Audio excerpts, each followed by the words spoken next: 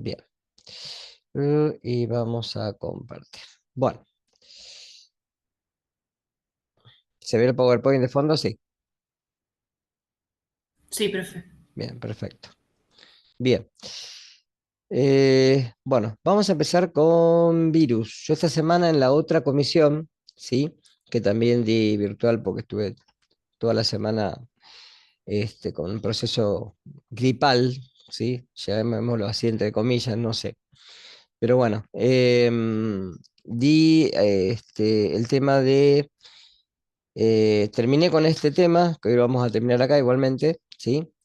Y di mos y levaduras. Yo les pediría, por favor, que esa clase la vean, ¿sí? Está grabada, que lean el material y la semana que viene, que nos encontremos, yo voy a intentar dar ya, dar aminas biógenas y marea roja, ¿sí?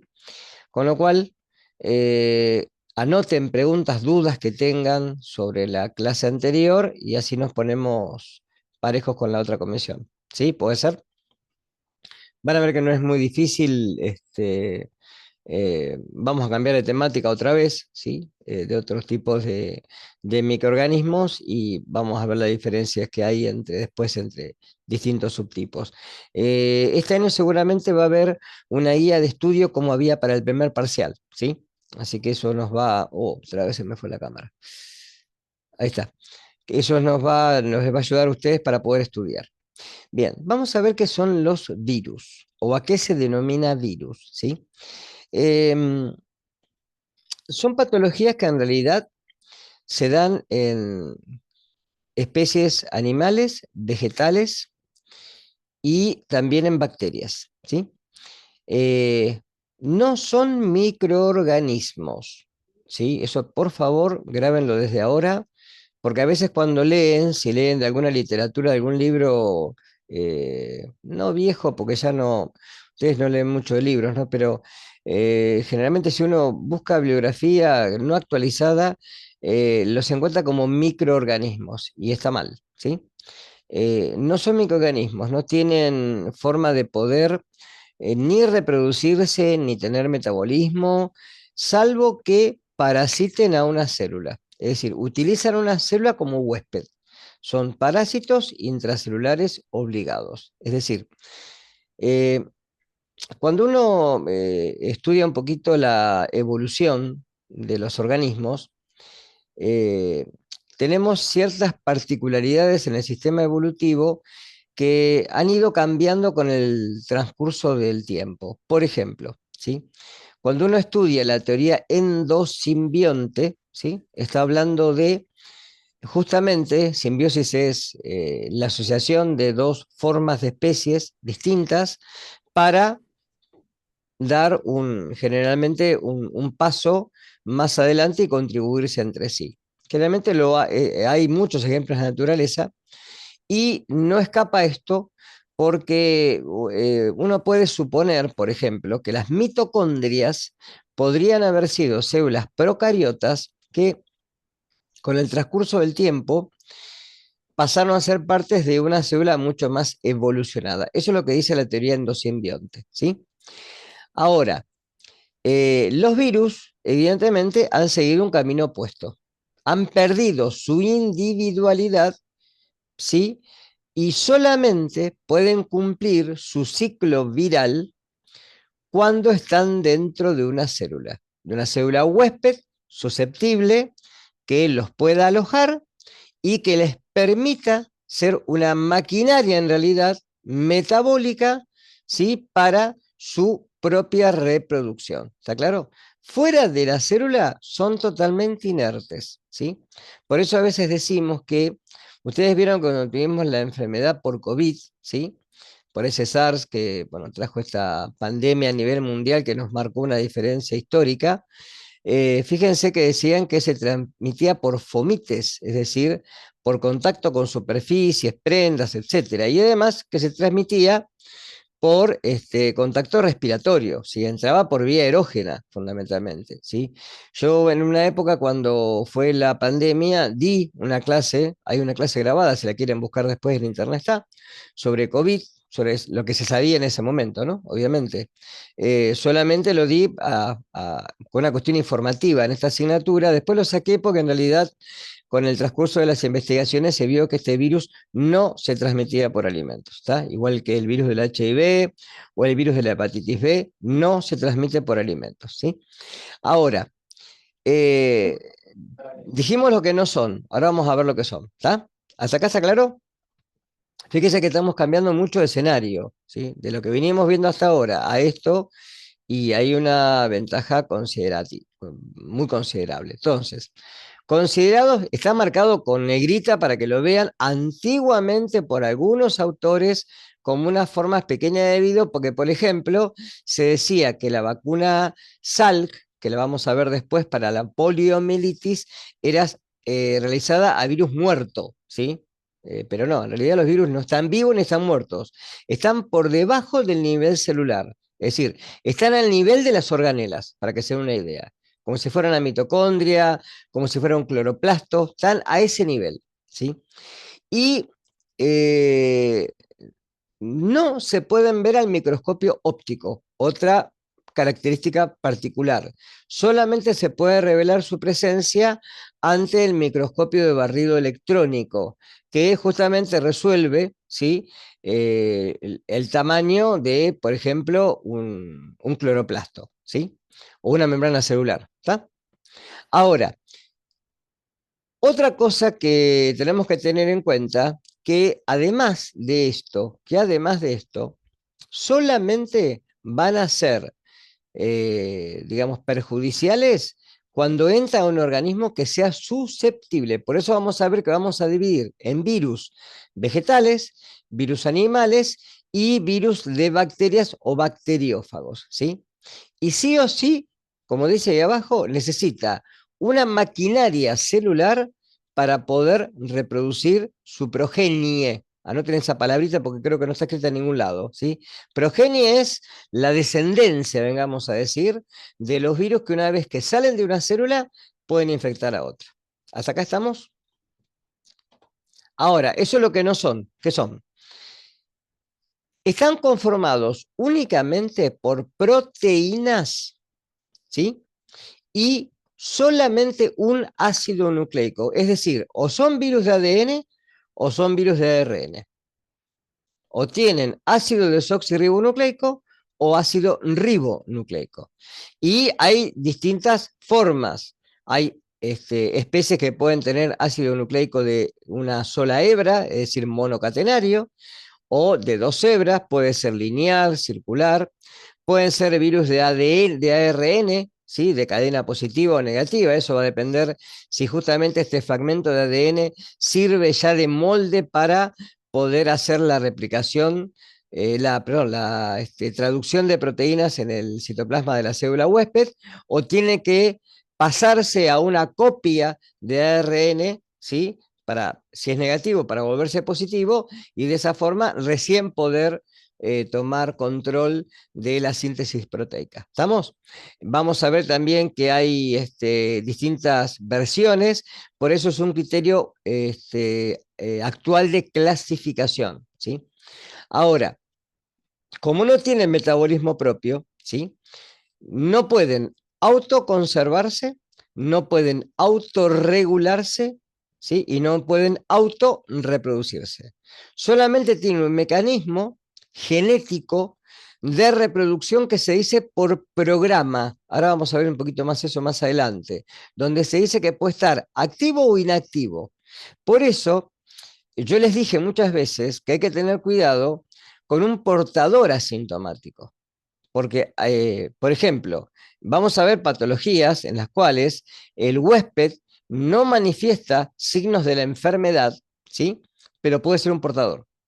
Y puede ser un portador asintomático hasta que en algún momento, ¿sí? Describa la sintomatología evidente y uno pueda caracterizar el cuadro clínico. ¿Hasta acá estamos? Pregunten lo que sea necesario, ¿eh? Porque es un tema nuevo y yo sé que a veces hay distintas versiones que pueden haber escuchado y no son tal cual, ¿está?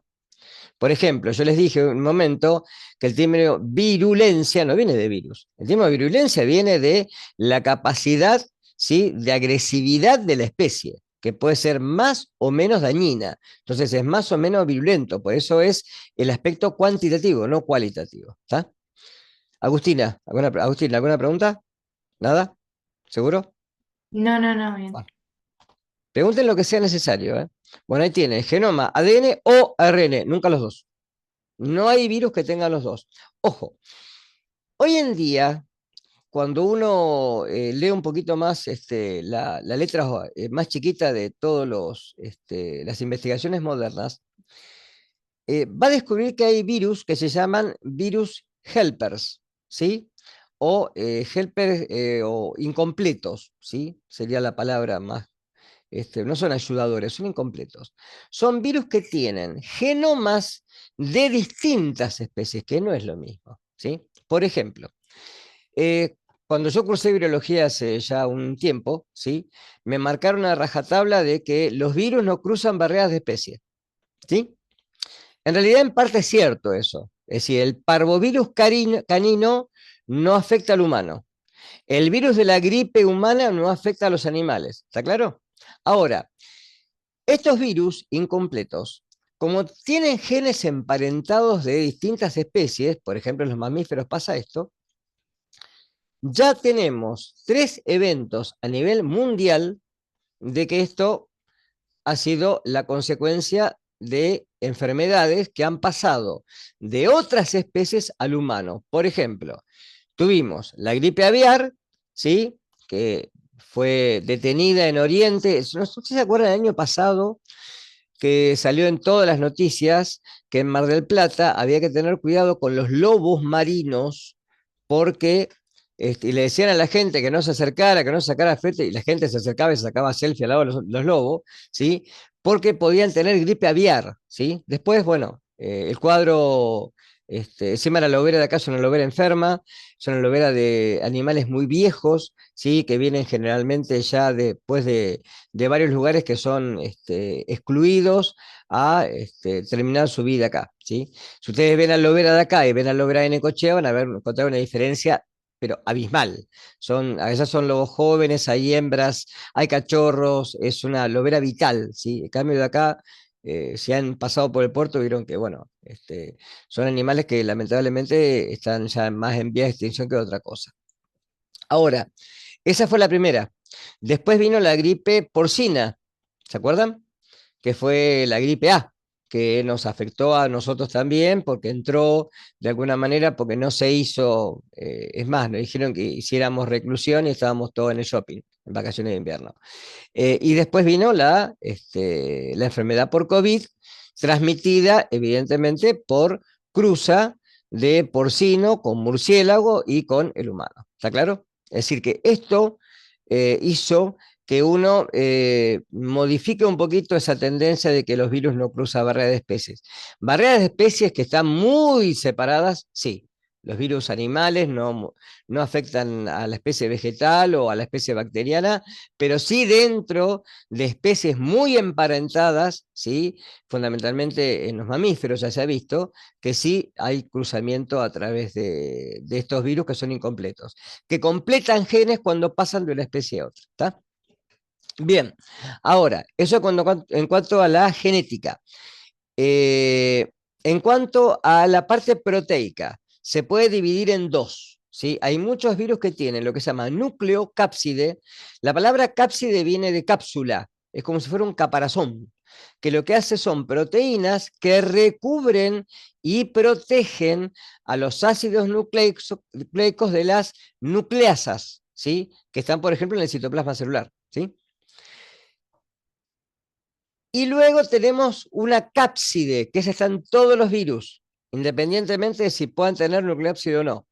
Esta cápside es una cubierta proteica que es altamente antigénica. Por ejemplo, cuando se hacen vacunas, vieron que cuando apareció esto del COVID, se tardó un tiempo en hacer una vacuna. Y es más, ustedes fíjense que para algunos virus es prácticamente muy complicado hacer una vacuna. Fíjense que nosotros tenemos, después lo voy a mencionar después, más adelante, esta enfermedad que es el HIV, que la enfermedad es el SIDA, producido por el virus de la inmunodeficiencia humana, ¿sí? Y fíjense que estamos desde el año 80, 1980, que se empezaron a ver los primeros casos, que por eso se tomaron normas de bioseguridad y hasta ahora no hay vacunas, ¿sí? Solamente a los pacientes se les da una colección de fármacos que lo que frenan son solamente las proteínas virales y la transcriptasa reversa, nada más. Pero no es una enfermedad que no tiene cura, ¿está claro? Hay muchas de estas, ¿sí? La enfermedad del herpes labial, por ejemplo. Una vez que tenemos herpes labial, lo tenemos de por vida, ¿sí? Se supone que habiendo tenido varicela en la infancia, nos deja una puerta abierta, una ventana, porque no es el mismo virus, pero es un virus de la misma familia, la herpes viridae, ¿sí? Que de alguna manera, ¿sí? Concomitantemente, si uno tiene bajas las defensas, ese virus vive en el trigémino facial, con cualquier fenómeno de estrés, sí aparece y forma esas vesículas en la boca que pueden salir también adentro como aftas. ¿Está claro? Entonces fíjense que no es fácil conseguir una vacuna para virus. ¿Cómo se consigue? Generalmente haciéndola por pasajes celulares. Es decir, como los virus solamente se pueden replicar en células, hay células que son células generalmente de estirpe monoclonal, que lo que hacen es, uno siembra a los virus dentro como si fuera un cultivo, pero en un cultivo celular, células vivas, y el virus se va replicando y haciendo pasajes se le va atenuando, sacándole herramientas al virus para que no pueda enfermar. Y lo que nos vacunan es con partes de esas, por ejemplo, la vacuna de la hepatitis B está hecha con partes de la cápside del virus. Entonces a nosotros nos inmuniza para ese tipo de cuadro que es la hepatitis B. ¿Estamos? Eh, por otro lado, algunos virus, no todos, tienen membrana. Esa membrana, que es una membrana lipídica y proteica, es la membrana celular que se lleva el virus, después vamos a ver, cuando ¿sí? Se elimina a través, si después de su replicación, ¿sí? A través de lo que sería una exocitosis. Es como que se recubre con la membrana y sale la célula. Por eso que los virus envueltos son más mutagénicos que los virus desnudos. Desde ahora, claro, los virus que se transmiten por alimentos son todos desnudos. No son ¿Cómo es? envueltos, ¿sí? Son todos Tipo, invade desnudos. la célula No escucho. y invade la célula y sale de la célula con la con la membrana Sí, celular. ahora lo vamos a ver eso, sí. Por eso vamos a ver que hay virus que son desnudos, es decir, que lisan la célula, la destruyen, por eso son necróticos, ¿sí? Y infectan células vecinas, y hay otros que son envueltos, que lo que hacen es envolverse con ¿sí? Con el parte de la membrana plasmática del huésped y salir, ¿sí? Obviamente que en dónde van a salir, primero fijan ciertas proteínas que se llaman espículas, que son proteínas de la especie viral, no son proteínas de la célula, ¿está? Con lo cual después vamos a ver, con esas proteínas puede hacer, ¿sí? Su mecanismo de infección en otras células, ¿sí? Ahora, los virus que son de alguna manera, ¿sí? Desnudos o envueltos, en su parte externa todos tienen señales antigénicas y receptores. Con estos son los que van a poder reconocer a una célula y poder invadirla. ¿Estamos? Fíjense que ahí les puse que la membrana lipídica la codifica la propia célula, mientras que las proteínas virales, que generalmente son glicoproteínas, sí las codifica, ¿sí? El genoma viral. Son proteínas justamente de la especie viral. Ahora, ¿por qué mutan? Y porque cuando se hace la traducción de proteínas, seguramente hay ciertos desarreglos, ¿sí? Cuando hace pasaje a través digamos, de las especies que infecta, y obviamente por eso, si yo me vacuné el año pasado contra la gripe, este año me tengo que volver a vacunar, ¿sí? Porque seguramente la cepa tiene algún cuadro de mutación para cual los anticuerpos que yo generé el año pasado ya no me sirven. ¿Está claro? Por eso que para muchas especies hay que darse más de una vacuna, como para tener una protección, ¿sí? Que sea eficiente. Bien, sigo. Entonces, fíjense, los virus que tienen membrana son menos estables que los que son desnudos. Por ejemplo, el virus del herpes tiene membrana, ¿sí? Es un virus que Se llaman virus caminadores. ¿Por qué? Porque vieron que sale una ampollita y después sale otra, y a veces sale una cadena de ampollas que generalmente lo que contienen son vesículas de células ya necrotizadas, ¿no? Con mucho líquido, ¿sí? Intersticial inflamatorio, que lo que contiene es una gran cantidad de virus. Que el único remedio es, no sé, sacarlas, ponerle, yo generalmente cuando yo tengo herpes labial, desde que soy adolescente, ¿sí? Y generalmente les pongo alcohol y después aciclovir, chao. Y duran generalmente 4 o 5 días, no hay otra forma. No, no tiene cura eso. Viven estos, en el trigémino facial, que es una parte, digamos, del sistema nervioso, y como es un virus que tiene tropismo por estas células, se aloja ahí, y ahí queda, ¿está? De por vida. Eh, los virus que se transmiten por alimento, en cambio, son desnudos.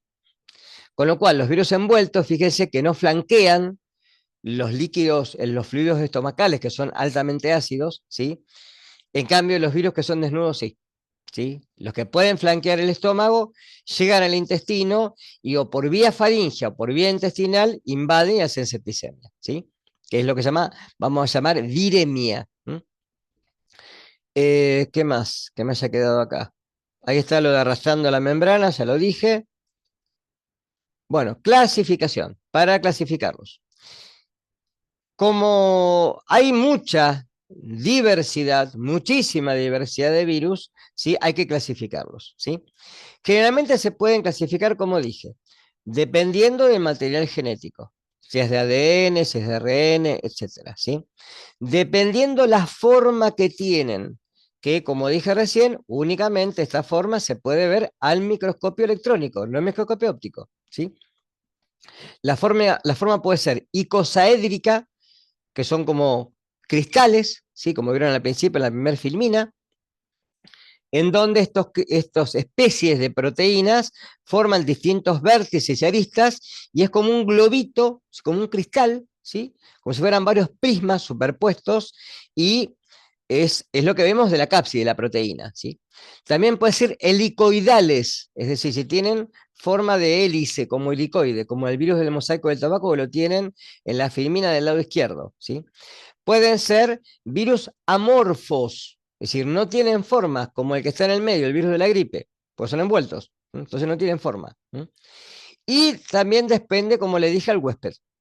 Entonces, uno puede decir, por ejemplo, un virus como el virus del HIV, que es envuelto, ¿sí? Que en su estructura interna es icosaédrico y que además de todo infecta solamente células animales. No infecta ni vegetales ni bacterias. ¿Está claro? Entonces uno puede hacer la subclasificación dependiendo de estos criterios. Les quiero mostrar, ahí tienen los modelos de ácido nucleico, ven, ARN de una sola hebra, ADN, está en inglés, ¿no? De una sola hebra, ADN circular. De ahí fíjense que yo les comenté en algún momento, cuando vimos los de Escherichia coli enterohemorrágica, que las verocitotoxinas habían sido ancestralmente, ¿sí? Dadas por virus, fagos que infectaron a esas células y le dejaron estos pequeños fragmentos en plásmidos, ahí tienen uno prácticamente igual, ¿sí? Que tienen esa genética similar a la de los virus, ¿sí? El ARN de doble hebra, etcétera, ¿está? Este es un criterio que es el actual, en el cual uno puede, dependiendo del ARN, clasificarlos. Ahí tienen la clasificación actual de Baltimore. Virus de ADN, de ARN, de cadena doble, de cadena simple, quiere decir eso, ¿sí? De cadena doble, los rotavirus, de cadena simple positiva o de cadena simple negativa. Eso va a depender si el mismo ARN sirve para poder hacer la traducción o no, o tiene que pasarse un molde, ¿sí? O virus con transcriptasa reversa. Ojo, miren ahí y tengan cuidado con esto. No es que tienen ADN y ARN, no. Lo que tienen estos virus es ARN normalmente. ¿Y qué es lo que pasa a este ARN? Pasa a un ADN de doble cadena, que se llama ADN copy. Por ejemplo, el virus de el HIV, ¿sí? Tiene un ARN y tiene una transcriptasa reversa. En cambio, el virus de la hepatitis B es de ADN y tiene una transcriptasa que ese ADN lo pasa a ARN y eso sirve para poder hacer la síntesis de proteínas. ¿Está claro? Pero nunca tienen los dos ácidos nucleicos, pero hay de los dos. ¿Está? Es más, estas enzimas, cuando se conocieron, el hombre, obviamente como las enzimas de restricción, ¿sí? Las utilizó para beneficio propio, aislándolas y obviamente eh, pudiendo entender su mecanismo de acción. Por eso se rompe con el dogma de la biología molecular, que el ADN pasa al ARN y de esta proteína, ¿sí? Hoy en día podemos, a partir del ARN, con estas enzimas, poder buscar, ¿sí? Sondas de ADN y así se hizo el mapeo del genoma humano, por ejemplo, ¿tá? Y el de todas las especies. De acuerdo a la forma, ahí lo tienen, icosaédricos sin envoltura, con envoltura, ¿sí? Los que son helicoidales, que tienen forma de hélice, y los que están ahí son los capsómeros, y generalmente esas puntas o glicoproteínas normalmente se las clasifica como espículas, que son los con las cuales el virus se va a, digamos, adherir o absorber, ojo con la palabrita, a la célula. Y de esa forma va a poder insertar su ácido nucleico dentro de la célula. Una vez que el virus se infectó y el ácido nucleico está dentro de la célula ya pierde su control metabólico totalmente. Pasa a ser directamente una máquina de formar nuevos virus, nada más. Y eso hace de que obviamente una célula infectada infecte a las demás. ¿Está? Ahí tienen las formas. Viriones icosaédricos sin envoltura, que parecen pequeños cristales, los helicoidales, que sí tienen esa forma de hélice, como bastones, y los virus con envoltura, que son icosaédricos, son nucleocápsides rodeadas por una membrana lipídica, que es lo que les dije yo hoy. ¿Está? Ahí tienen las formas, ¿ven? Fíjense que el tamaño, estamos hablando de nanómetros, es decir, 1 por 10 a la menos 9 metros. Por eso que no lo podemos ver al microscopio óptico. Fíjense que con el microscopio óptico podemos resolver hasta 1000, 1200, 1500 veces por, ¿sí? Dependiendo del ocular que tengamos, porque el objetivo que más hay en los laboratorios es de 100 por, ¿tá? Y esto está resolviendo 3500 veces o más. Entonces acá tienen los distintos tipos de virus, ¿sí? Estos que están acá, que tienen esta formita rara, ¿sí? Que tienen así estas, como si fueran agujas, son bacteriófagos, son virus que infectan bacterias, como el lambda, ¿sí? El T3, el T7, que son muy estudiados, ¿sí? Y que son utilizados para ingeniería genética molecular, ¿sí? Se utilizan mucho hoy en medicina para transfectar células, etc. Bien, etapas de infección viral. Muy importante porque esto siempre entra, tanto en los parciales como en los finales. Como los virus no pueden a sí mismos reproducirse y necesitan una célula huésped, cuando la encuentran, es decir, por eso vamos a tener días de entrada. Nosotros nos vamos a referir únicamente a la vía digestiva, ¿está claro? Únicamente a los virus que entran por vía digestiva. Y algunos ejemplos, ¿sí? Los más comunes y los que nos pueden tocar de cerca. Una vez que el virus entró, y el organismo es susceptible, dos cosas que tienen que pasar, ¿no? Y la carga viral, es decir, la cantidad de virus, que generalmente es baja, ¿sí? Lo es como para poder infectarme. Lo que va a ocurrir es que va a tener un primer encuentro del virus con la célula huésped, ¿sí? A esta etapa se la va a llamar de anclaje o absorción, no es absorber. Absorber es cuando yo coloco una toalla arriba de algo mojado y se absorbe. Esto es absorción. Es como, ¿vieron el velcro que se pega uno al otro? Exactamente igual. En donde acá, ¿por qué digo el ejemplo del velcro? Porque tiene que haber proteínas del virus que tengan su complemento con la célula. Por eso vamos a ver que los virus tienen tropismo celular, es decir, que no van a elegir cualquier célula. van a entrar, van a infectar y luego se van a dirigir a algunas células que justamente tienen mayor afinidad por los receptores virales. ¿Está? A estas son las que va a infectar y donde va a terminar el virus. Este proceso generalmente, ¿por qué es un proceso físico-químico? Porque es totalmente específico. Tiene que haber receptores y a veces hasta correceptores en la célula para que el virus pueda entrar. Ahí tiene un ejemplo. El virus del HIV, ¿sí?, penetra por justamente las células de los linfocitos TCD4. Tiene alta afinidad por estas células. También entra por los CD8, pero tiene más afinidad por estas. Con lo cual, una vez que el virus se ancló, se absorbió, ya es la primera etapa y es la, digamos, la principal. Que una vez que el virus pasó esta etapa, ya no hay vuelta atrás. Uno de los fármacos que se da como cóctel para poder evitar la reinfección o coinfección de nuestras células con células aledañas a un paciente que tiene, ¿sí?, que es HIV positivo, es justamente, ¿sí?, poder evitar, ¿sí?, que el virus se pueda absorber a la célula. Es uno de los fármacos que se da. Se dan 3 o 4 normalmente. Ahora, también puede entrar por otras células, como por ejemplo las moléculas de adhesión intracelular, ¿sí? Esto es generalmente los rinovirus, ¿sí?, o el virus de la gripe, ¿sí?, que entran por la vía respiratoria.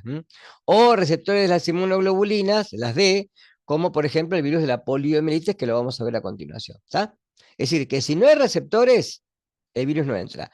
Por ejemplo, una de las estrategias que se quiso utilizar hace muchos años para evitar la infección con HIV es generar en una microcápsula, en un polímero, ¿sí?, artificial, los receptores de los linfocitos CD4 en forma absorbible. ¿Para qué? Si al paciente le inyectamos esto, el virus cuando sale de la célula, en vez de encontrar a una célula CD4, se va a absorber este polímero. Y este polímero tendría una secuencia para poder ser eliminado. Bueno, no resultó. ¿Está? Para que se dé una cuenta, eso no resultó, no dio efecto. Se hizo una prueba control en pacientes, digamos, que se sometieron a una prueba de ensayo y no resultó. Por eso hasta ahora todavía no se le puede encontrar la cura. Segunda etapa, penetración. ¿Sí? Para acá hay distintos mecanismos, ¿sí?, que va a depender de la estructura del virus. Generalmente, si son desnudos o son envueltos, tienen distintas estrategias. Una estrategia es la endocitosis, es decir, se va a absorber a la membrana se va a invaginar, ¿sí?, va a ser como si fuera un fago, ¿sí?, y lo va a penetrar junto con parte de la membrana plasmática, en un endosoma, ¿sí? ¿Qué va a ocurrir? Acá vamos a ver después. Lo que ocurre siempre. La misma célula va a reclutar lisosomas que van a digerir el contenido de este fago lisosoma y va a quedar denudado el virus dentro de la célula, ¿sí? Puede entrar por fusión de membranas. Es decir, esto es particularmente bien de los virus que tienen membrana, en donde una membrana se fusiona con la otra y el virus se mete directamente dentro de la célula, ¿sí? O pueden entrar como si fuera una puerta giratoria, por traslocación. Se absorbe a la membrana y lo que hacen es meterse dentro de la membrana y internarse y poder entrar dentro de la célula. Acá le puse dos cosas más que van a leer. Fusión o endocitosis o piropexis, que es lo mismo, ¿sí? ¿Qué es fusión? Fusión de membranas, como dije recién. Y endocitosis o viropexis, donde una vez que entra, ¿sí?, en contacto con la membrana, se forma un fagosoma que entra dentro de la célula. Actualmente se tiene esto que está ahí abajo, que los virus desnudos pueden entrar en la célula o por traslocación o por endocitosis. Mientras que los virus envueltos pueden penetrar por endocitosis o por fusión. ¿Está? Generalmente los que vamos a ver nosotros son desnudos. Ahí tienen lo mismo en filminas, lo mismo que acabo de decir en filminas. ¿Ve cómo se forma en la endocitosis?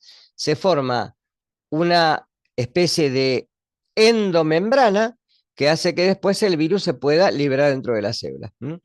En la inserción del ácido nucleico, que sería una translocación, directamente el virus se inserta dentro de la célula, se trasloca y entra directamente. Decapsidación o decapar, ¿qué es? Sacarse la capa. Entonces, ¿qué ocurre acá? Acá lo que ocurre es que tanto en los endosomas o dentro de la célula, la cápside se destruye y se libera el ácido nucleico. Una vez que el ácido nucleico entra en la célula, ya la célula metabólicamente pasa a ser una fábrica de virus. ¿Está claro? Es decir, que una vez que el virión quedó dentro del endosoma, como dije recién, generalmente se expulsa el genoma viral al citoplasma y ahora queda libre para su expresión. O sea, acá ya no hay reversibilidad en la infección. Muy importante, periodo de latencia o eclipse. ¿Qué quiere decir esto? En muchos de los géneros virales, los virus no muestran en esta etapa lo que se llama efecto citopático, es decir, no hay rastro de la infección viral. ¿Está claro? Y es más, ustedes recuerden que para cualquier tipo de infección tenemos siempre lo que se llama un periodo en el cual, en este periodo de latencia o eclipse, ¿sí? También se puede hablar vía huésped, periodo de ventana.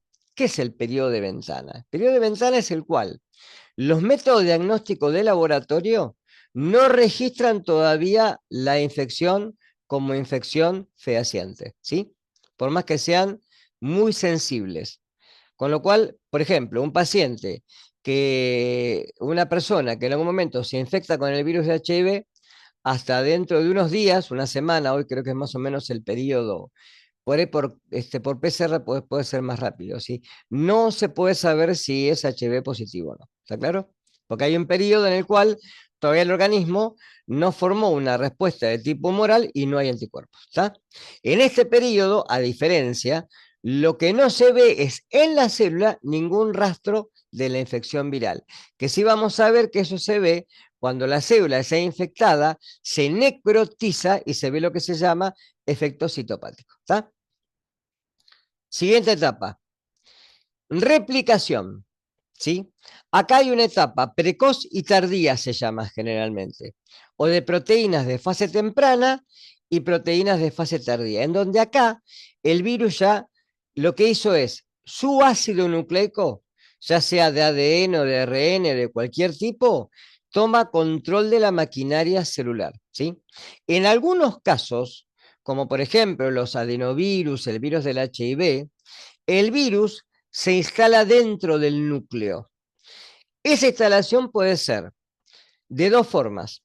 Se puede integrar al genoma, el virus del HIV, o puede ser en forma satélite, como los adenovirus. ¿Qué quiere decir en forma satélite? El ADN viral penetra dentro del núcleo y queda en forma satélite, como la luna, ¿sí? Dentro del núcleo, y va a hacer su transcripción de ARN mensajeros para las proteínas virales. Ahora, ¿qué pasa? Cuando esa célula se duplica, el ADN se pierde. ¿Está claro? Por eso que los adenovirus generalmente tienen un tiempo de periodo, como el virus de la gripe, por ejemplo, en el cual son infectivos y después desaparece la infección. ¿Está? Ahora, en el virus del HIV, al contrario, el virus, su ADN, lo integra al genoma del huésped. ¿Cuál es lo peligroso? Que este enfermo que tiene HIV y es HIV positivo, en el transcurso de su vida, si no hace bien los controles, no hace una vida sí, con farmacológicamente activa, o sea, no toma los fármacos, etc., en algún momento el virus puede hacer que cualquier proceso de enfermedad haga que sus linfocitos CD4 se repliquen, con lo cual también se replica el virus y aumenta la carga viral. Entonces, ese paciente puede ser HIV positivo y en algún momento de su vida puede tener SIDA, ¿está claro? Así que tenga HIV no quiere decir que tenga SIDA. SIDA es síndrome de inmunodeficiencia adquirido, es decir, cuando el paciente ya tiene ¿sí? Hoy en clínica médica lo que se estudia es carga viral, es decir, la cantidad de copias del virus que hay en sangre, más la relación CD4-CD8, que siempre tiene que ser mayor a 1. Tiene que haber mucha más población de CD4 que CD8. Cuando ese cociente se invierte, quiere decir que hay menos CD4 que CD8. Ese paciente está en problemas. ¿Está claro? Ahora, en el caso de la replicación, muchas veces las primeras proteínas que se replican son proteínas de gran tamaño que después se van a cortar y forman los capsómeros, o son proteínas que sirven, a veces las primeras, para hacer la replicación, en el caso de que sea de ARN, del ARN, que eso ocurre en el citoplasma, no dentro del núcleo. ¿Está claro? Son ARN polimerasas que dentro del citoplasma replican el ARN viral, después producen proteínas que van a hacer, que son de fase tardía, los capsómeros o las espículas, y esto va a ser la próxima etapa, que va a ser la de ensamblaje. ¿Está claro? Es decir, acá lo que tenemos es fábrica de elementos. Se fabrica tanto material genómico como proteínas. En la próxima etapa, que es la última, donde se ensamblan. ¿Qué quiere decir? Químicamente, esto es increíble, ¿no? Cómo hay factores físico-químicos que hacen que el genoma viral reclute a los capsómeros, forme otra vez estas cápsides y nucleocápsides, y ahora el virus pueda salir de la célula para poder infectar a otras, ¿sí? Es decir, es la única forma de reproducción que tiene. Con lo cual, acá puede salir de dos formas. O puede lisar la célula, la puede romper, hacer estallar, ¿sí? El virus del herpes hace eso, ¿sí? Por eso las vesículas que forma. O bien puede hacer de que el virus, como el de la gripe, ¿sí? O el del resfriado común, se aloje en la membrana donde están las espículas y se lleve parte de la célula. ¿Está claro? Salga envuelto. ¿Mm? ¿Qué ocurre? Acá sí se ve el efecto excitopático, generalmente en los cultivos celulares, ¿sí? En cualquiera de los dos, porque la célula, si no tiene membrana o si se lisa, se destruye. ¿Estamos claros con esto? Por eso que acá se los puse, se los marqué bien claro, los virus no se multiplican en fomites. Fomites son toallas, picaportes, cualquier objeto, una calculadora, qué sé yo, lo que sea. O sea, el dinero, por ejemplo, ¿está? Pero su dosis generalmente en los alimentos es baja. No se multiplican alimentos, pero la dosis es baja. O sea, de 10 a 100 billones por gramo de alimento ya pueden infectar. De ahí generalmente los casos recurrentes que tenemos de hepatitis, ahora la vamos a ver, de hepatitis A que tenemos en nuestra región. Ahí tienen una célula, a ver, estos son cultivos de células Vero. Las células Vero ya las vimos, ¿se acuerdan? En Escherichia coli, de esto que se llama de mono verde africano, ¿sí? Son células son células monoclonales en las cuales uno siembra, ¿sí? O sea, pone un virus para que las infecte, y luego del periodo de infección se ve esto, células necrotizadas, ¿está claro? Efecto citopático característico de adenovirus. Transformación, es decir, ¿qué es lo que puede producir el virus? ¿Sí? Efecto citopático, lise celular. Otro, transformación, ¿qué quiere decir? Ciertos tipos de virus, ¿sí? Se insertan dentro del genoma, como dije recién. Un ejemplo muy común es el virus del papiloma humano, el HPV, ¿sí? Que el hombre lo puede transmitir y la mujer lo puede padecer. Es decir, el hombre no se enferma, solamente lo transmite, pero la mujer es la que sufre las consecuencias, ¿sí? ¿Por qué? Este virus tiene la particularidad de insertarse dentro del genoma de las células, ¿sí? Generalmente del aparato reproductor femenino, tanto del útero como del cuello del útero, ¿sí? Y puede producir cáncer y también del ovario, y puede producir cáncer de útero o cáncer de ovario. ¿Por qué? Todas nuestras células tienen un mecanismo de defensa contra los tipos de tumores que se llaman protooncogenes. ¿Qué son? Son genes supresores de tumores, ¿sí? ¿Qué ocurre? Estos virus se insertan dentro de esas regiones y transforman, porque interrumpen el ciclo común de la célula, de estos virus, ¿sí? De estos protoncogenes, perdón, en oncogenes, es decir, en células que ahora no tienen el control normal celular, o sea, no frenan en G1, aumentan su cantidad de ciclinas y se reproducen activamente. Con lo cual lo que forman es la producción es una masa descontrolada celular que se llama tumor, ¿sí? Que puede ser en algunos casos benigno o maligno. ¿Sí? Eso es un tumor. Es un descontrol del ciclo celular. Porque las células tienen lo que se llama inhibición por contacto. Las células se dividen hasta que hay una célula vecina que su potencial de membrana hace de que de alguna manera, ¿sí?, sepa que ya no se tiene que reproducir más, salvo que tenga, ¿sí?, que reciba un estímulo, por ejemplo, las hormonas, en donde le dicen al óvulo que tiene que, de alguna manera, seguir su meiosis 2 y salir y poder hacer la embriogénesis. ¿Está claro? Pero si no, las células no se dividen. Ahora, estos mecanismos de transformación no es el único virus, ¿no? No es el único, ¿sí? Hacen de que se formen tumores. Otro ejemplo, por ejemplo, es el sarcoma de Kaposi, que ocurre en el HIV. Por eso al principio se llamó peste rosa, por las manchas rosáceas que se formaban en los enfermos y que eso daba el aspecto, es un cáncer de piel, de peste rosa. Por eso lo llamó así al principio, ¿sí? Efecto necrótico, ya algo mencioné, ¿sí? Cuando las células se mueren por el ciclo celular normal, se denomina apoptosis, ¿sí? Muerte celular programada. Si no, se denomina necrosis, cuando la muerte celular no es programada. Ahí tienen el ciclo viral, una firmina. El virus se absorbe a la célula por mecanismos físico-químicos de receptor con receptor, ¿sí?, con proteínas virales.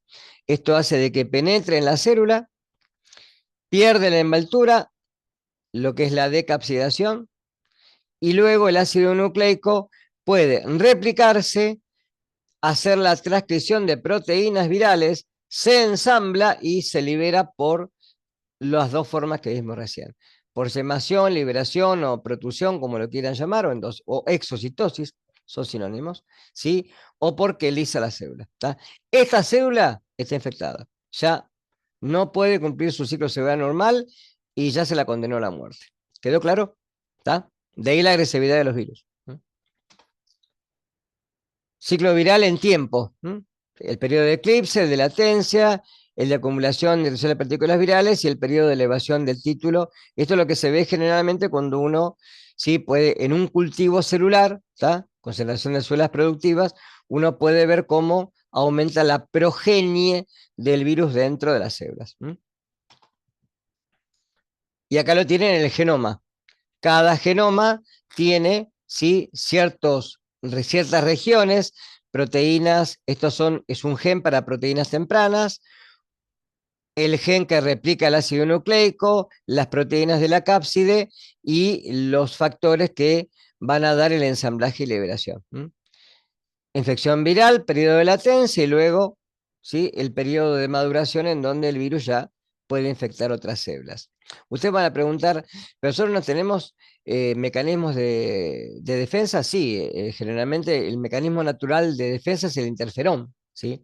El interferón es una proteína que producen las células que ya están infectadas, ¿sí?, y que lo que hace es proteger a células vecinas, generalmente, del ataque viral, ¿sí? Pero generalmente hay ciertos virus que pueden burlar justamente el interferón y no es proactivo y por eso puede infectar otras células que son aledañas. Ahí tienen cómo las proteínas se fijan a la membrana, luego el virus se ensambla y se libera, y esto se lo llama virión, es decir, es un virus con capacidad, ¿sí?, de poder infeccioso. Ahí tienen lo mismo, es exactamente lo mismo, pero para que vean distintos tipos de filminas que les muestra lo mismo. El efecto en las células, ¿sí?, muerte celular. En los virus respiratorios destruyen el epitelio respiratorio, que es lo que nos está pasando generalmente con todas las infecciones que tenemos a nivel estacional. Escaso efecto directo, algunos virus pueden producir muy escasa muerte celular. Por ejemplo, el virus de la hepatitis B, fíjense, no causa daño en las células hepáticas, eso lo vamos a ver ahora con la hepatitis A, pero sí el daño lo produce la defensa inmunitaria del huésped. Es decir, el virus de la hepatitis A no daña a las células, solamente las infecta, pero como el organismo reconoce a las células como dañadas, las destruye. ¿Tá? Ahora vamos a llegar a eso. Transformación celular, ya lo dije. El virus del papiloma humano, el virus de la hepatitis B, que puede dar en algunos casos lo que se llama hepatocarcinoma o carcinoma hepatocelular. El virus del Epstein-Barr, ¿sí? Con el linfoma de Burkitt, y el de la leucemia T, que puede producir las células de leucemias en el adulto. Los bacteriófagos, que son los virus que infectan bacterias. Acá tienen uno que tiene el material genómico en esta cabeza, tiene una vaina con un cuello y una cola donde tiene una placa basal, las fibras y las espículas con los que va a inyectar su ácido nucleico. Estos virus no penetran dentro de la célula, fíjense, sino que lo que hacen es quedar fuera. ¿Qué tipo de célula sería esta? A nivel de las bacterias, ¿gram positivo o gram negativa? A ver quién me lo dice. Fíjese en la estructura. Tiene membrana externa Negativo. negativa, ¿está claro? Y fíjense que el virus se adhiere, ¿sí? En varios pasos, se adhiere, se absorbe, en este caso a la membrana externa, e inyecta directamente su ácido nucleico. Y así la infecta. Acá tiene una célula Escherichia coli infectada por bacteriófagos. El lisicelular, obviamente. Como les dije hoy, los virus pueden tener ciclos, ¿sí? Que se llaman líticos y lisogénicos. ¿Qué es un ciclo lisogénico? Es cuando, ¿sí? En el tiempo prolonga el periodo en el cual el virus, ¿sí? Hace como si fuera un enmascaramiento dentro de la célula, ¿sí? Un periodo de eclipse muy largo y en algún momento por un mecanismo del programa, como les dije hoy con el HIV, dispara una infección y pasa del ciclo lisogénico al ciclo lítico. Entonces, en el ciclo lítico lo que hace es aumentar su progenie y después destruir células. ¿Está? Bueno, el virus del SIDA, se los traje para que lo vean, el HIV, ¿ven? Tiene una nucleocápside, una cápside y tiene una membrana, es un virus envuelto. Por eso únicamente se puede transmitir por vía parenteral. ¿Está? Por contacto célula-célula. No tiene otra forma. No se transmite por alimento, no se transmite por tomar mate, ni eso, no. Solamente por contacto celular. ¿Tá? Y es un retrovirus. Tiene una enzima que se llama transcriptasa reversa o inversa, que retrotranscribe el ARN que tiene a una molécula de ADN de doble copia. Estas proteínas de la membrana, la GP41 y la 120, son las más conocidas y es con las que se trata de formar fármacos para que no haga infección en otras células. Ahí tienen la transcriptasa reversa o inversa. ¿Qué hace? Esta transcriptasa lo que hace es, primero, hace a partir de la hebra de RNA, hace una hebra de ADN de simple cadena. Y después esa la vuelve a copiar en una hebra de ADN de doble cadena. Con lo cual hace lo que se llama un DNA copy, una copia de DNA, a partir del ARN. Esto rompió, obviamente, como les dije hoy, con el dogma central de la biología molecular. Bien, empezamos con enfermedades. Vamos a ver tres. Poliomielitis, ¿sí? Es una patología que hasta hace un tiempo se suponía que había sido erradicada igual que la viruela. Ustedes no sé si han leído o han escuchado, la viruela era una enfermedad que azotó al mundo durante mucho tiempo, ¿sí? Desde la antigüedad prácticamente, ¿sí? Se han visto momias, tumbas en las cuales se supone que los enfermos, por lo que se ha encontrado, sí habían fallecido de viruela. Además, antiguamente se hacía inmunización en rebaño con respecto a la viruela. Se ponía enfermos con viruela, con pacientes sanos, y en algunos casos se enfermaban y en otros no. Cuando se descubrió obviamente que era una enfermedad viral, se gestó una vacuna y esa vacuna sí dio efecto y hoy no tenemos viruela en todo el mundo, ¿sí? Solamente está el virus alojado, guardado en el CDC en Atlanta y en algunos laboratorios para en algún momento, si la enfermedad surge otra vez, tener herramientas para formar una vacuna. Eh, este virus, como dije, eh, había, se había pensado que había sido erradicado, pero todavía hay poliomielitis en el mundo, ¿sí? Fundamentalmente porque fallan planes de vacunación, ¿sí? Ustedes han escuchado, seguramente, que, bueno, junto con los terraplanistas y con todas estas cuestiones modernas, costumbristas que el hombre a veces ha tratado de suponer o anteponer ante las creencias actuales, hay campañas contra la vacunación, ¿sí? Eh, en realidad la vacuna es solamente darnos el microorganismo o la partícula infectiva en forma atenuada o en forma simplificada para que montemos una respuesta inmune, ¿sí? También la podemos obtener por inmunización pasiva o con rebaño, como uno dice, ¿no? Pero esto es mucho más eficiente porque ya me están dando partes del virus atenuado en este caso, ¿sí? Que lo que va a hacer es que mi organismo forme una respuesta, ¿sí? Ahora, este virus, cuando infecta, lo que produce es parálisis, ¿sí? La forma más grave es la parálisis motora, ¿sí?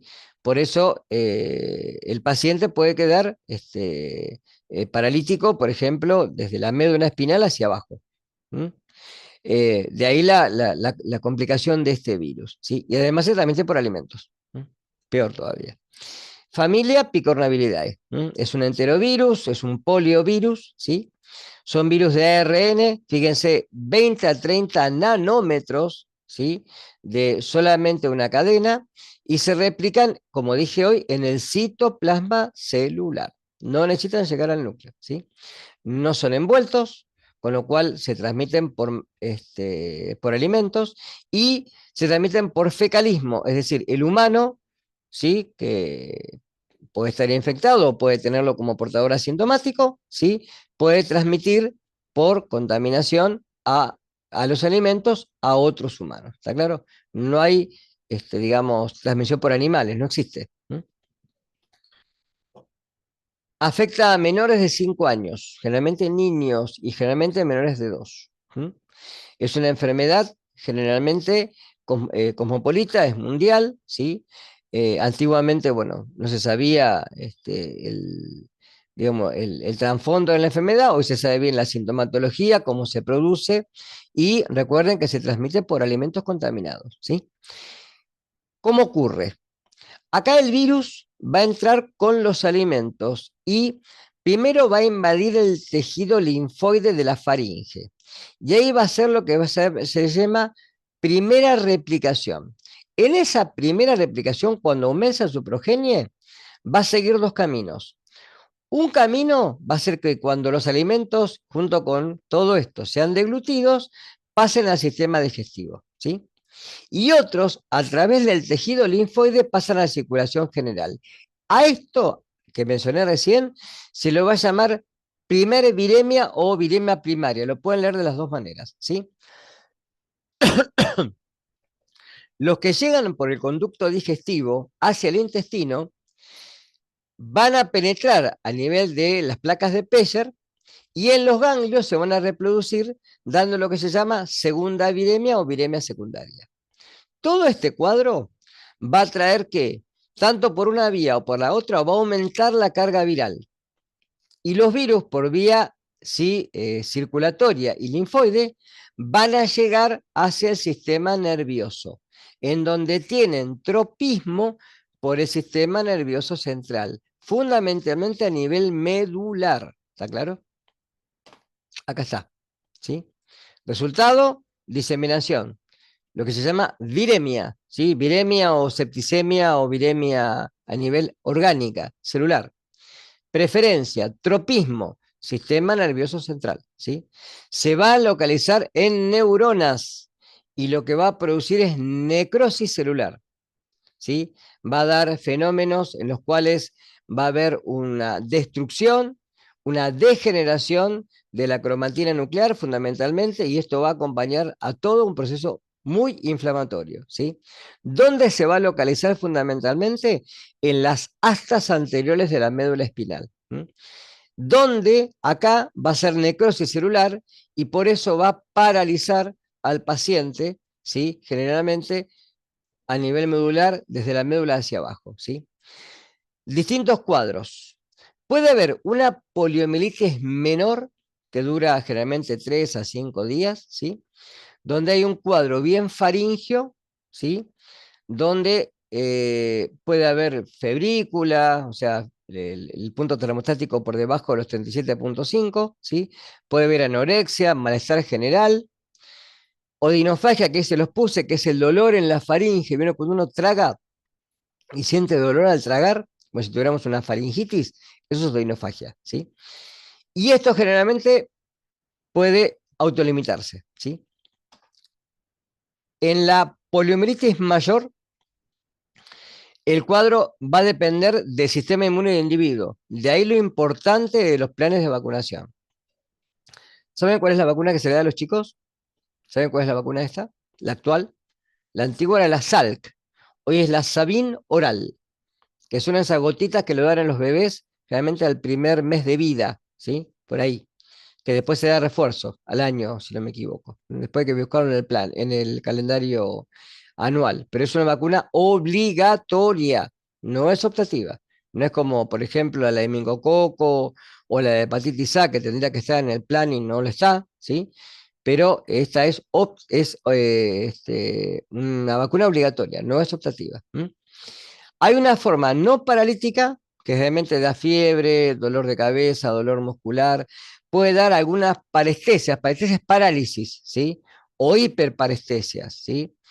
Puede dar vómitos, etcétera, pero acá todavía, ¿sí? A pesar de que hay rigidez de nuca, ¿sí?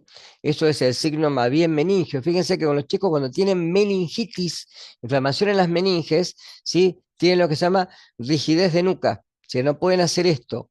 Por eso generalmente el médico pide un examen de líquido cefalorraquídeo para ver si hay una meningitis viral o bacteriana, ¿sí? Pero acá todavía hay reflejos conservados. Es decir, ¿saben lo que es el reflejo patal? ¿Lo han escuchado en anatomía? Díganme sí o no. No, Bien. reflejo fatal. Patal, de pata. No. ¿Vieron cuando te sientan en la camilla y te pegan con el Sí, los martillecito reflejos ese plantares y eso, Claro, ¿o sí. no? Pero el patal es cuando te pegan por debajo de la rótula. Entonces, cuando te pegan por debajo de la rótula, la pierna hace esto. ¿Está claro? A eso se le llama reflejo patal, ¿sí? Uno de los reflejos que se pierde es este, fundamentalmente ese. ¿M? Y el reflejo de prensión, que ya se los di a ese. ¿M? En este caso, el enfermo se puede recuperar. Ahora, la forma paralítica no tiene recuperación, ¿sí? Acá es lo mismo que la anterior, pero hay generalmente muchos dolores musculares, fundamentalmente a nivel anterior, toda la zona lumbar y dorsal, ¿sí? Hay debilidad muscular y acá directamente se abolen los reflejos y por eso hay parálisis. Estas formas no tienen cura, chicos. Es decir, el paciente sufre parálisis de por vida. Yo tuve un compañero de colegio, eh, yo creo que no sé, estaba en un curso un año más, en la primaria, un año más que yo, y había tenido poliomielitis infantil y estaba en silla de ruedas, paralítico. ¿Tá? No son muchos los casos que se ven en el mundo, generalmente se da fundamentalmente cuando hay falla en los planes de vacunación, cuando la vacuna no llega, cuando llega tarde o cuando hay ignorancia con el tema de la vacunación. Si no, es rara, pero todavía hay, por eso se las doy, ¿sí? Después hay una peritis vulvar que es bastante rara, ¿sí? Cuando hay signos encefálicos, agitación, delirio, hay generalmente parálisis de todo el paladar blando, ¿sí? Hay dificultad al deglutir, al hablar, por eso hay generalmente dificultad en la fonética, es por eso la voz nasal. Hay secreciones que se acumulan a nivel de toda la tráquea, ¿sí? Y dificultad fundamentalmente al deglutir por la parálisis en la glotis. Esto como complicación, obviamente tiene insuficiencia respiratoria, hipertensión y esto lo puede llevar a la muerte. Por eso le digo que es un cuadro raro, pero puede aparecer. Forma de prevención, forma de prevención, ¿sí? Normalmente, vacunación. Eso es lo primero, ¿sí? Antes se hablaba, por ejemplo, anteriormente se utilizaba vacuna nasal, que se decía, pues se los puse ahí, al virus muerto, lo van a leer así, ¿sí? Hoy en día, yo estuve leyendo el año pasado, a principio de año, que en algunos casos, como se sabe que todavía sigue habiendo casos en el mundo, lo que se quiere hacer es tratar de hacer la vacuna, ¿sí? Voy a corregir eso que queda abajo porque no me gusta, ¿sí? Porque no es con virus, es con virus atenuado, no es virus vivos, son virus atenuados.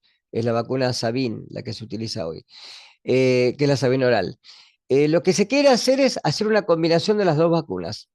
Dar una, que son las gotitas, y dar la Salk, ¿sí? Como covacuna para tratar de prevenir prácticamente y poder erradicarla a nivel mundial.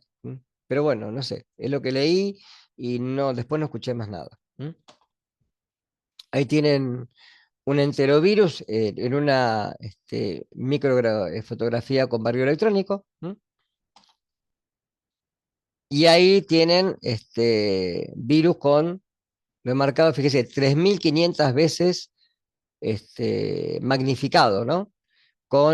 Esto está en inglés, ¿no? Con microscopio de barrido electrónico. ¿Está claro? Bien, virus de la hepatitis A. Esto sí es frecuente. Todos los años tenemos hepatitis A, fundamentalmente a nivel estacional, ¿sí? Fundamentalmente en invierno. En las épocas ya desde mayo, junio, hasta agosto, más, les diría octubre, ¿sí?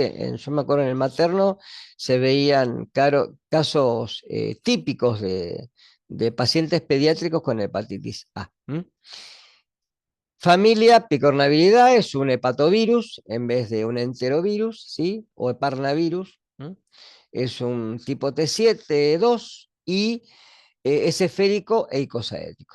Muy chiquito también, 27 la palabra picornavirus, que son virus chiquitos, muy chiquitos, ¿sí? Tiene un RNA de una sola cadena, una sola proteína que después se cliva, se corta, ¿sí? Para formar los capsómeros. Y sí es un virus que pierde infectividad por calentamiento, ¿sí? O sea que la ebullición no la soporta, o por 60 grados una hora. Es sensible también al formol, a la luz UV, a la ebullición, autoclave, es resistente al éter porque es desnudo, y a los ácidos, por eso puede atravesar la barrera del estómago. 1 miligramo por mililitro de cloro lo inactiva. ¿Por qué les pongo esto? Perdón. Fundamentalmente por las verduras, ¿está claro? ¿Por qué? Porque también se transmite por materia fecal humana, ¿está? Es decir, que acá no solamente tenemos el problema con los manipuladores, ¿sí? Por malas prácticas de higiene, sino también lo podemos tener con el agua, ¿sí? Porque es un virus que puede estar en el agua de regadío, cuando la napa está contaminada. ¿Yo se acuerdan que les dije en un momento que íbamos a hablar de esto, de la contaminación del agua? ¿Por qué? Porque fíjense que en Mar del Plata tenemos la factibilidad que tenemos agua a través de una red, ¿sí? Esa red hace de que el agua se extraiga a través de lo que es obras sanitarias, en la cual el agua que llega, obviamente, que se distribuye por las casas, tiene una serie de decantaciones, etcétera, y controles que hacen de que el agua sea potable. ¿Tá? Ahora, ¿qué ocurre? En la zona periférica de la ciudad normalmente tenemos agua de pozo, ¿sí? Se extrae de la napa freática. ¿Qué ocurre? Si el pozo está, si la napa está contaminada porque el pozo se rompió la cámara séptica y se drenó hacia abajo, vamos a tener el problema que estamos tomando agua contaminada, ¿sí? Por eso hay que hacer análisis, ¿sí? Periódicamente del agua. Fíjense, por ejemplo, acá en el edificio hace menos de una semana hicieron el lavado del tanque. Eso una vez, creo que por año. Hay que hacer limpieza de los tanques, fundamentalmente de los edificios. ¿Por qué? Por las palomas, porque el tanque puede tener la tapa rota, la tapa se puede volar, etcétera, ¿está? Y se transmiten enfermedades. Entonces, mucho cuidado con el agua también de regadío, porque el agua de regadío también con lo que se riegan las verduras, uno después, ¿sí? Se come esa verdura. Si no lava las verduras, no las clora antes de comerlas, podemos tener este problema. ¿Está claro? Transmisión vía fecal oral, lo que acabo de decir. Los alimentos se contaminan a través del contacto con manos contaminadas, con heces de personas infectadas, ¿sí? Y acá tenemos un problema. ¿Cuál es el problema? Que el periodo de incubación normalmente es largo. Fíjense, 15 hasta 50 días, ¿sí? Generalmente la mayor frecuencia la vamos a ver en niños, ¿sí? Es muy rara la enfermedad en adulto. En adulto es más frecuente la hepatitis B o la hepatitis C. Para que tengan, anótenlo esto, ¿sí? Como regla general, las hepatitis que llevan letras y que se transmiten por vía digestiva son las vocales. La hepatitis A y la hepatitis E, que no es común en nuestro medio, por eso no la doy, ¿está? Es más común en África, por ejemplo, ¿está? Las que son consonantes se transmiten por vía parenteral. La B, la C o la que se llama no A, no B, ¿está? Que es una hepatitis, o la D, que se la llama también de origen desconocido. Pero esas se transmiten por contacto de agujas, por transfusión de sangre, por contacto, por ejemplo, por vía parenteral, cuando hay, por eso de agujas, cuando hay drogadicción, etcétera, ¿está? Pero no se transmite por vía digestiva, ¿sí? Los virus acá se van a multiplicar en el hepatocito, en el hígado, ¿sí? Y por eso se pueden propagar por vía biliar. Es decir, que tanto la materia fecal como la orina de estos pacientes, porque el virus está en sangre, y ustedes recuerden que la orina es un filtrado de la sangre, es contaminante. De ahí tratar las excretas y tratar todo lo que el paciente enfermo tenga. A ver, es muy común cuando... ¿qué pasa con esto? Generalmente, bueno, en el hospital nos pasaba que recibíamos una orden de un médico de la guardia que nos pedía búsqueda de pigmentos biliares en orina. ¿Por qué se buscaban pigmentos biliares en orina? Por hepatitis, ¿está? En chicos. Entonces, una de esas orinas lo único que hacía era con guantes, obviamente, bien, con medidas de bioseguridad tomadas, le colocaba una tirita reactiva y miraba si había pigmentos biliares. Si había pigmentos biliares, se informaba eso, el paciente se iba a la casa y generalmente el otro día, por rutina o a los 2 días, se lo citaba al laboratorio y se le hacía extracción de sangre para analizar las transaminasas hepáticas, ¿sí? Y para ver la bilirrubina. Y después se lo seguía en el tiempo, se lo mandaba a la casa, reposo, antes el reposo era mucho más estricto, ¿sí? Fundamentalmente por la hepatomegalia, ¿sí? Que es el signo que vamos a ver que es el más, que es el predominante, el que se ve, ¿está? Por cuidar ese hígado, no por otra cosa.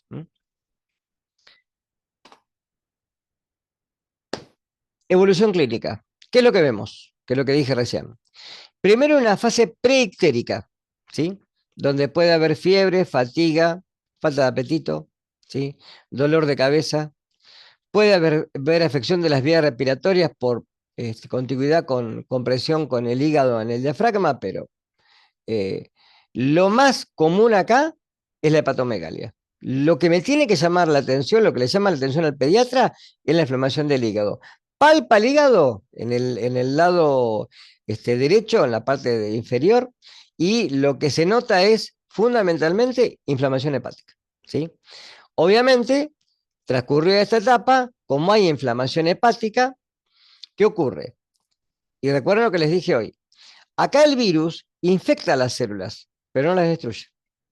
La que las destruye son las células CD8 y las natural killer cells, que como la célula va a presentar antígenos endógenos, ¿sí? Endógenos, pero que no son propios, que son foráneos, esa célula está condenada a ser atacada por una célula citotóxica, con lo cual las destruye.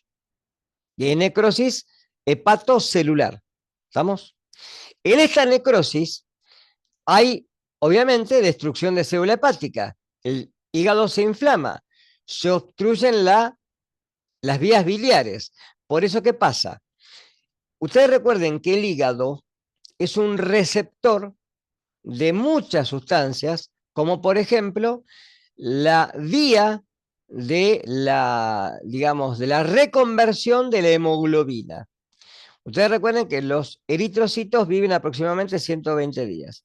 Cuando termina ese periodo de vida, el eritrocito entra en apoptosis y toda la hemoglobina pasa por una conversión a bilirrubina, producto final, ¿sí? La bilirrubina que se forma como es un compuesto orgánico, ¿sí? No es soluble dentro del sistema circulatorio. ¿Cómo llega al hígado? La transporta la albúmina. A esa bilirrubina se la va a llamar indirecta, porque no reaccionaba en los métodos de laboratorio, o no conjugada. ¿Por qué? Porque va al hígado para que se la conjugue, para que se le agregue un grupo azúcar. Una vez que se le agrega un grupo azúcar que se glucoroniza, ahora sí pasa a ser soluble en plasma. Y aparece en sangre y es la que de alguna manera le da el aspecto ambarino al plasma y a la orina, por filtración. ¿Estamos claros? Ahora, ¿qué ocurre? La bilirrubina tiene una cantidad que normalmente sí no es alarmante. Cuando aumenta a espesas de la directa, es decir, la conjugada. En los chicos, cuando hay eritrocitosis fetal, aumenta a espesas de la indirecta, porque todavía no conjuga. Cuando hay hemólisis por incompatibilidad sanguínea. Acá no, acá la que aumenta es la directa, porque el hígado se inflama y lo que hay a expensas de destrucción de célula hepática y esta célula libera bilirrubina. ¿Está claro? Como aumenta la bilirrubina en sangre, el paciente se pone amarillo. De ahí que se la llama fase ictérica, donde vemos fiebre, ictericia, color amarillo, en las palmas, en la conjuntiva, en la planta del pie, ¿sí? Hay acolia, que quiere decir materia fecal con poco color, ¿sí? Y coluria, orina color Coca-Cola, bien oscura, ¿está? Y sigue la hepatomegalia, ¿está? Fase de convalecencia. Desaparecen los síntomas anteriores, perdonando la faquidia. Pero ojo, en esta etapa todavía seguimos liberando virus. ¿Está claro? Por eso siempre tratar las excretas y tener cuidado con lo que se elimina y con lo que usa el paciente. ¿Sí? Utensilios, cubiertos, platos, todo hay que limpiarlo con cloro. ¿Queda claro? Alteraciones dije, bilirrubina, predomina directa.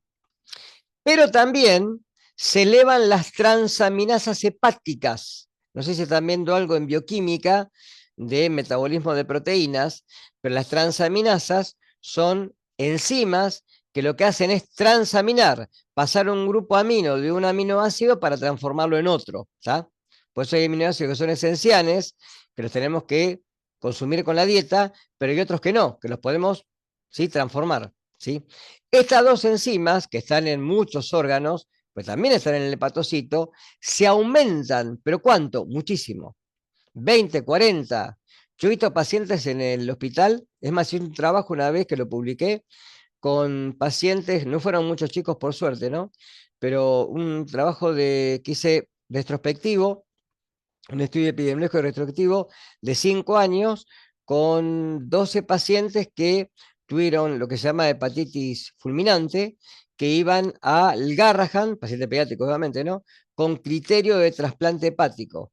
Tenían aumentadas las transaminasas de unas 3.000 a 5.000 veces, ¿sí? Por eso la destrucción hepática fue brusca, ¿tá?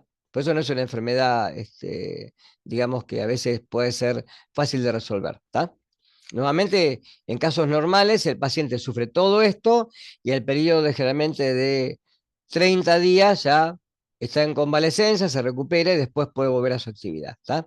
Para esto, obviamente, se le controlan las enzimas hepáticas, la bilirrubina. Cuando esto desciende y está normal, ya se le da la alta médica. ¿Está claro? ¿Quedó claro esto? Que es importante. Más para ustedes, porque el día de mañana esto lo pueden ver en consultorio, ¿está? Estando en un hospital, estando en un consultorio particular, ¿sí? Prevención, ¿sí? Fíjense que el virus es más resistente al calor que los virus, pero generalmente, sí, los tratamientos térmicos suficientes, sí, son eficaces. Pero hay que tener mucho cuidado con los posibles portadores de la enfermedad. Por eso se sugiere que las personas que trabajan con alimentos, los manipuladores, tendrían que tener la vacuna de la hepatitis A, ¿sí? Por eso está la vacuna accesible, pero no está en el plan de vacunación general, como otras vacunas, como la, qué sé yo, la vacuna contra la polio, contra la BCG, etcétera, ¿tá? La vacuna es producida por una cepa mutante del virus y se replica en cultivos celulares. No hay otra forma de obtener vacunas. Ahí tienen un virus, un microvirus. ¿Soportan uno más, que es cortito? ¿Sí? ¿Puede ser? Ya termino. Gastroenteritis viral, ¿sí? ¿Común? Sí, sí, sí. El tema es el siguiente. Acá tenemos un problema. Como los virus no se replican en medios artificiales, ¿sí?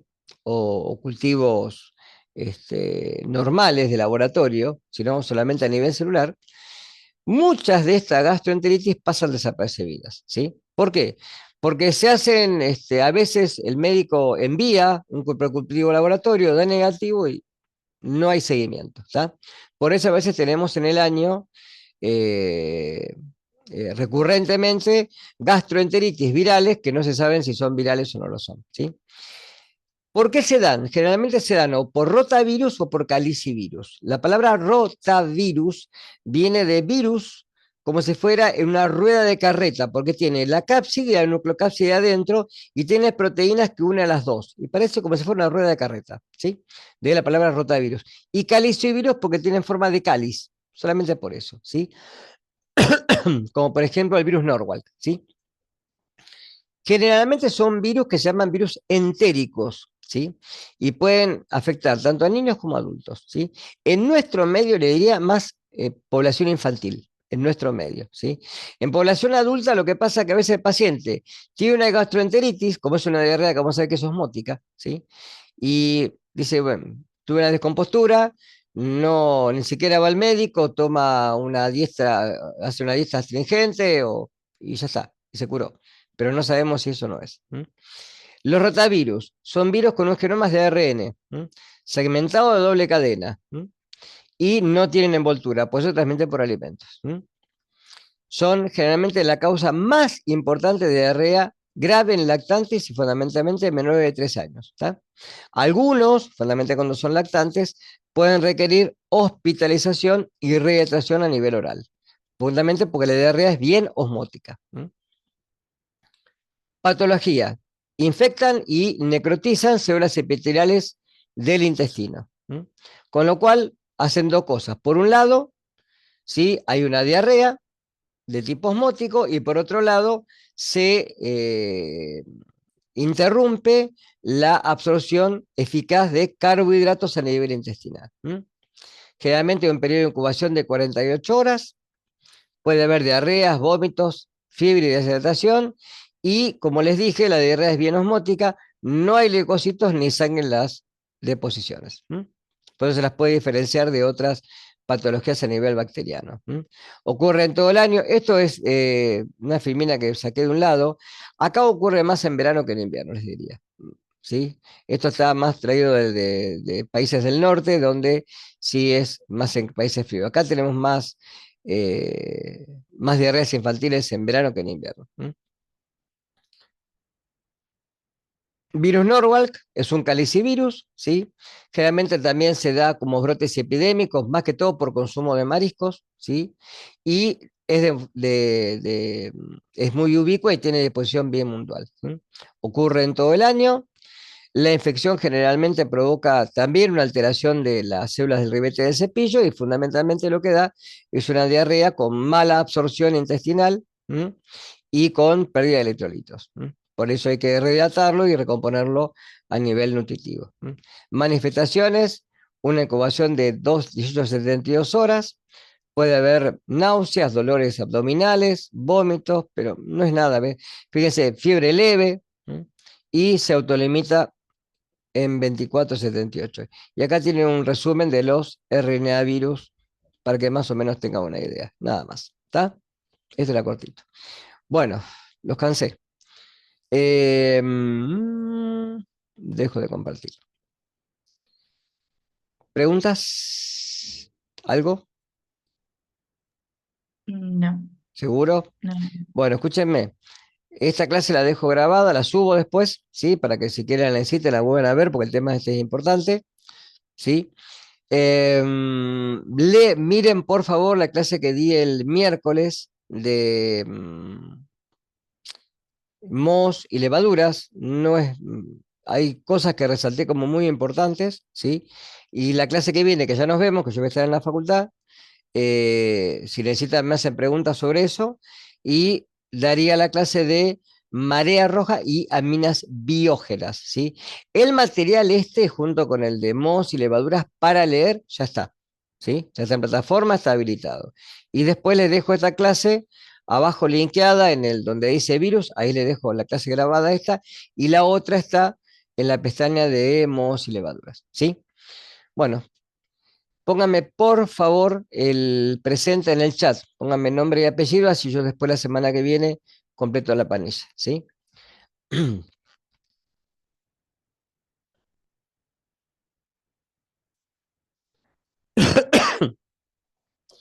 Yo espero para la semana que viene estar bien ya. Basta, ya es una semana que estoy en casa. Ya no sé qué hacer, decimos un departamento. Ah, hoy por lo menos di clase todo el día, pero el lunes y el martes, chicos, la pasé complicadísima. Más que todo a nivel respiratorio. Sí, sí, está todo el mundo igual. No, no, sí, sí. Yo hablé con una, hoy les Sí, comentaba a los profe, chicos, sí. hablé con una colega que tengo en el INE. Y que tenemos una materia ahora en el segundo cuatrimestre en bioquímica, me decía que es un brote, es más. Bueno, les comento así para que tengan en cuenta. Vieron que las vacaciones de invierno, ¿sí? Eh, a veces se corren una semana para atrás, para adelante. Bueno, tendrían que haberlas corrido. Deberían de haberlas corrido. Porque el pico va a caer, creo que la semana que viene. Se llama corredor epidemiológico, ¿sí? Eso se hace a través de los casos reportados. Cada entidad, cada hospital, cada nosocomio tiene un centro epidemiológico, ¿sí? Los hospitales, las clínicas, todo. Entonces, los médicos, a medida que tanto por guardia como consultorio ven estos casos, ¿sí? Los reportan. Generalmente eso va a parar al Instituto Nacional de Epidemiología.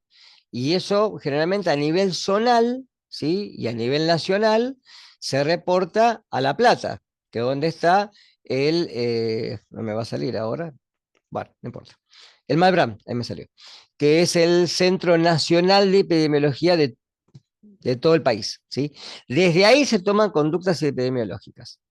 Por ejemplo, se dice, bueno, en tal provincia las vacaciones de invierno da la de tal fecha a tal fecha, porque ahí se supone que va a caer el pico estacional de gripe. Bueno, acá tendrían que haberlo corrido para atrás, pero bueno, ya estaba.